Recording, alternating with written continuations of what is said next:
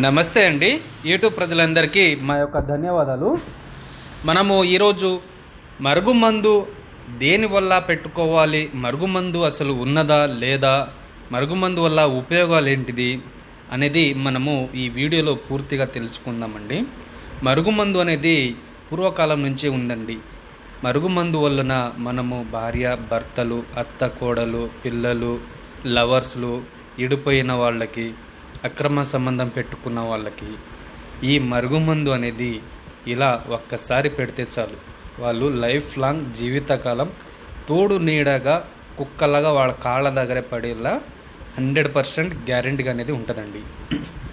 ఈ మరుగుమందులో 2 రకాలు ఉంటుందండి. ఒకటి లిక్విడ్ వస్తుంది, తలకు, బట్టలకు, చెప్పులకు, ఒంటికి, వాళ్ళ శరీరానికి.